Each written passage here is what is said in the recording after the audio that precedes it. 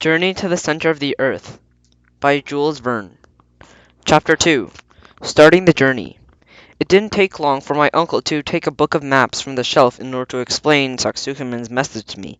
You see, the whole island is composed of volcanoes, he said as he pointed to a map of Iceland. They all bear the name Jökull, which means glacier in Icelandic. But what does the word Sneffel mean? I asked. I knew you would ask. Uncle, my uncle answered. Follow my finger to the western coast, past Iceland's capital, Reykjavik. I followed his finger. There, he continued, that peninsula shaped like a thigh bone with a mountain in it, in the center. Do you see it? I had to admit that I did. That is Sniffles. It is 5,000-foot high mountain, which shall be our doorway to the center of the earth. Impossible! I cried. Why?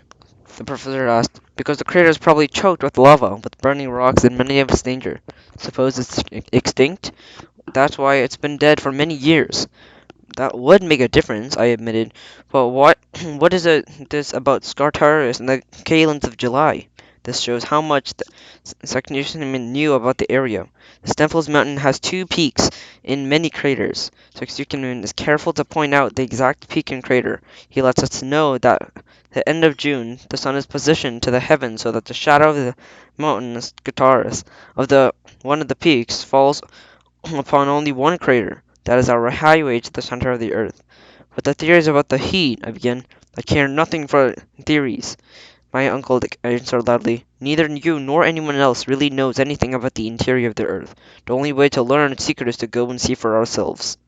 I left the professor and went to see Gretchen, my uncle's goddaughter and the girl I hoped to marry. Though my uncle had warned me to say nothing about our adventure, I had to tell her. What a magnificent journey! If only I were a man, I would go with you. It is a journey worthy of a nephew of the professor, Hardwick. Oh, Larry Hosnin, I envy you. I had to expect that Gretchen would be against this mad journey, which she begged me not to go, but her approval was a fine blow. I returned home to find my uncle in great activity. Hurry and get packed, he said. You are wasting time. Are we really going then? I asked, hoping he would give the journey some more thought. We leave the day after tomorrow at daybreak, he answered. We went by train from Hamburg, Germany to Copenhagen, Denmark, and there the schooner to Reykjavik, Iceland. The trip was a hard one, the seas rough and wild. We spent most of our 11 days at sea in our cabins, sick and pale. When we docked, my uncle was so haggard he could scarcely climb to the deck. When he stepped out on the deck and looked around, his face brightened and stood erect. He took my arm and held it tightly. Behold, he said, pointing to a high two-peaked mountain in the distance. Behold the gateway to the center of the earth. Mount Sniffles. I smiled weakly but said nothing. The worst difficulty is behind us, my uncle added as we left the ship and headed for our hotel. How's the worst difficulty behind us? I asked with a cry. All we have to do now is that we are here to descend into matter bowls of earth, he answered matter-of-factly. I would remember his answer many times in the days to come. Later that night, we had dinner with Mr. Fredrickson, one of Iceland's most learned scientists. We told him nothing of our planned journey, explaining that we were only here as tourists. However, we did learn from him more of the story about Arne's Secondum, and what we learned made the reason for the coded parchment clear at last. My uncle had asked Fredrickson if the library in Reykjavik had any books written by Secondum. You will not find any such books here in Iceland, nor anywhere else, said the scientist. Why not? Asked my uncle. Because Saxuckerman was accused of heresy, opposing the beliefs of the church, and in 1573 his books were all publicly burned.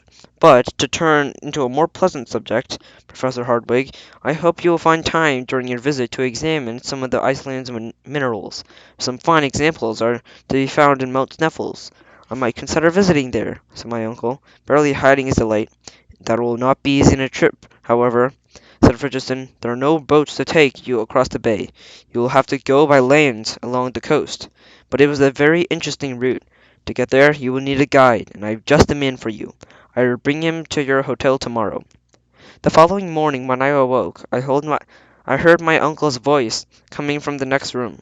I joined him and was introduced to a tall, strongly built man.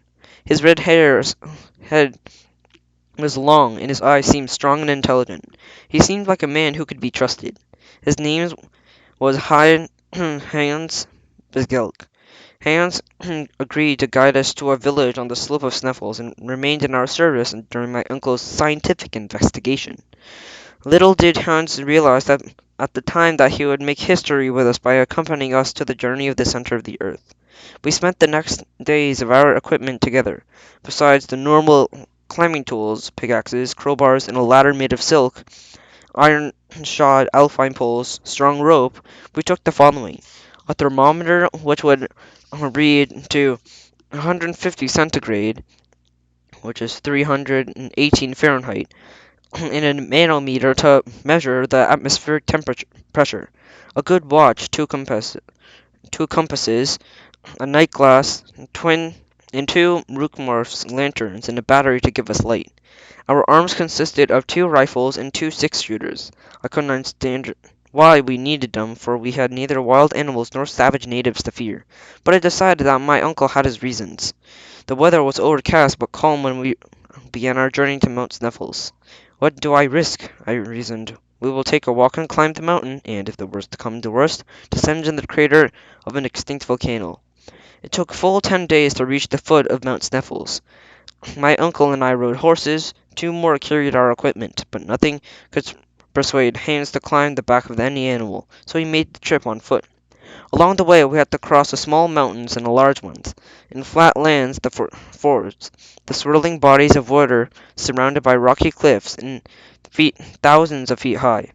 Hans led the way in such an easy manner that I began to believe that he could, indeed, lead us anywhere, even to the center of the earth. We left our horses and began to climb Mount Sniffles in single file. Hans led the way along paths so narrow that two men could not pass, for there was no time nor place for conversation, so we climbed in silence. As we advanced, the road became difficult. Rocks broke under our feet and went rushing off the side of the mountain into the plains below. The cold was intense, and the winds blew violently. We had to avoid constant falls, yet Hans moved up the slope as if he were walking on flat plain. We spent the first night on the side of the crater, too excited to sleep or eat, but sleep did finally come. In the morning brought us surprise when we looked up. We were near the summit of Mount Sniffles, and of one of Sniffles' two peaks. "What do you call this peak?" my uncle asked Hans. "Guitars," he replied, with the usual one-word answer that was his way. A few more hours brought us to the summit and the edge of the crater. I looked down into the invert cone-shaped hole, half a mile wide, and thought, to descend into this crater is like descending into the interior of a cannon, when it's loaded and ready to go off. This is the act of a madman. But I knew I would soon do just that, and I felt like a lamb being led to slaughter. When we began our descent into the huge concave crater, passing volcanic rocks in layers of deep, soft snow, we were tied to each other by a long rope to prevent accidents. By midday, we were at the bottom of the crater and were composed of three separate shafts. It was through these shafts that Sniffles, when it was erupting, sent up burning lava and poisonous vapors. My uncle ran to examine each of the three shafts, breathless with delight. Hans, seated on a pile of lava, looked at my uncle as if he were a lunatic. Suddenly my uncle uttered a wild, unearthly cry. "Harry, Harry, come here quickly! This is wonderful!" I ran to his side. "Look there!" he cried, pointing at a rock wall. I looked where he pointed. There, carved on the rock wall, was the name I hoped never to see again: Arn Suknem.